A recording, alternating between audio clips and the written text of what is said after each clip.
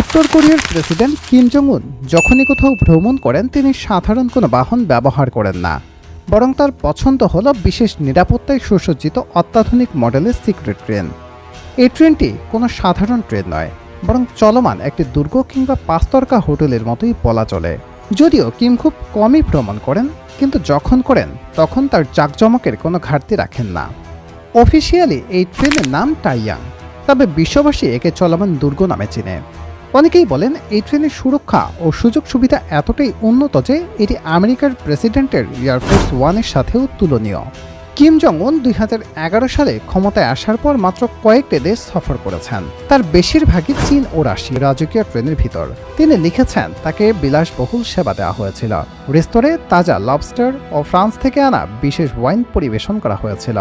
2004 সালে Kim Jong ইলের train যখন Tongchang station দিয়ে যাচ্ছিল তখন সেখানে বিস্ফোরণ হয়।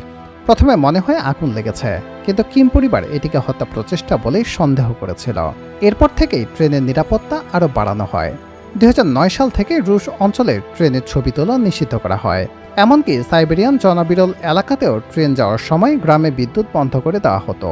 কিম জং উনের সবচেয়ে বড় শত্রু আমেরিকা বা সিআইএ নয়, বরং তার নিজের দেশের মানুষ, যারা সামান্য কারণে কঠোর শাস্তি পায়, যেমন কিমের হেয়ার স্টাইল নকল না করে কিংবা বাইবেল রাখার অপরাধে। তার বিরুদ্ধে ষড়যন্ত্র রুখতে কিম নিজের ডুপ্লিকেট ব্যবহার করেন, যাতে এতটাই বিভ্রান্ত হয়।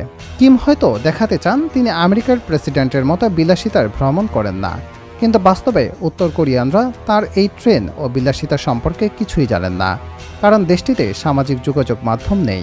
শুধু কয়েকজন শীর্ষ কর্মকর্তা ইন্টারনেট ব্যবহার করতে পারে। 2020 সালের স্যাটেলাইট ছবি অনুযায়ী কিমের বিভিন্ন প্রাসাদ রয়েছে, যেখানে ব্যক্তিগত রেল স্টেশনও আছে, সেই চলমান দুর্গ ট্রেন যেখানে পার্ক করা থাকে, যেখানে বিলাসবহুল villa, private beach, shooting bench, basketball court, garage সবই রয়েছে। কিম নিজেকে এতটা নিরাপত্তাহীন মনে করেন কারণ তিনি কিম পরিবারের শেষ উত্তরাধিকারী। তারপর কেউ নেই যিনি এই ক্ষমতা ধরে রাখতে পারবে। হয়তো তার বোন ক্ষমতা নিতে পারে, কিন্তু সামরিক বাহিনী যে কোনো সময় অন্য কাউকে ক্ষমতায় বসাতে পারে, এই ভয় তার মধ্যেই রয়েছে। প্রিয় দর্শক বন্ধুরা, এরপরে আর কোন বিষয় নিয়ে ভিডিও চান কমেন্টে জানাবেন। ভিডিও আপলোড করার সাথে সাথেই সবার আগে নোটিফিকেশন পেতে আমাদের চ্যানেলটি সাবস্ক্রাইব করবেন।